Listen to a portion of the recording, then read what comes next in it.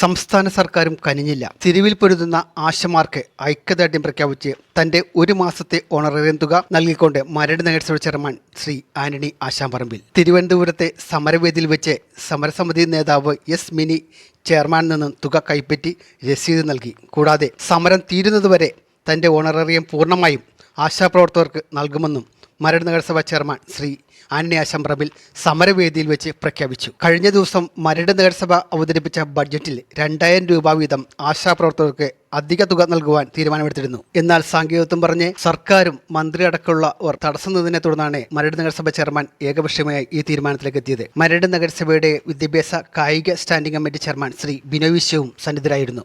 മരട് നഗരസഭ കഴിഞ്ഞ ദിവസം കൂടിയ ബഡ്ജറ്റ്, ആ ബഡ്ജറ്റിൽ 2000 രൂപ അധികം പൈസ നൽകുന്നതിന് വേണ്ടിയാണ് 8,60,000 രൂപ നഗരസഭ മാറ്റിവെച്ചിട്ടുള്ളത്.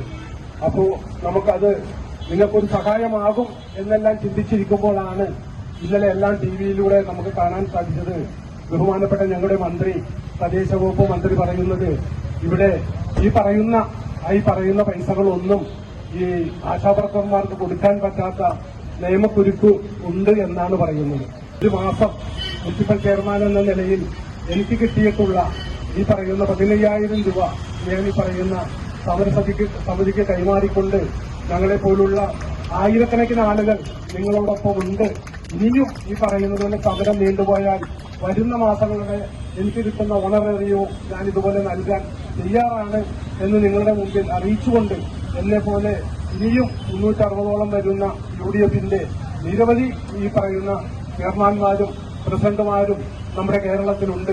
അവരെല്ലാം നിങ്ങളുടെ ഒപ്പം വരും എന്നാണ് എന്റെയും പ്രതീക്ഷ എന്ന് പറഞ്ഞുകൊണ്ട് നിങ്ങളുടെ നല്ല യഥാർത്ഥ ആവശ്യം അല്ലെങ്കിൽ ജനകീയമായിട്ടുള്ള ആവശ്യം, ഈ ആവശ്യം നടക്കുന്നതുവരെ ഞങ്ങളെ പോലുള്ള ആളുകൾ നിങ്ങളുടെ ഒപ്പം ഉണ്ടാകും എന്ന് മാത്രം പറഞ്ഞുകൊണ്ട് ഒരിക്കൽ കൂടി ഈ സമരം ചെയ്യുന്ന മുഴുവൻ സമരഭടന്മാർക്കും എല്ലാവിധ അഭിവാദ്യങ്ങളും അർപ്പിച്ചുകൊണ്ട്, മരടിന്റെ എല്ലാവിധ പിന്തുണയും അർപ്പിച്ചുകൊണ്ട് ഞാൻ ഇവിടെ കൊണ്ടുവന്നിട്ടുള്ള ഈ പറയുന്ന ചെറിയ ഒരു ഉപഹാരം ഞാൻ ഇതുമായി ബന്ധപ്പെട്ട സമരസമിതിയുടെ അംഗങ്ങൾക്ക് കൈമാറുകയാണ്.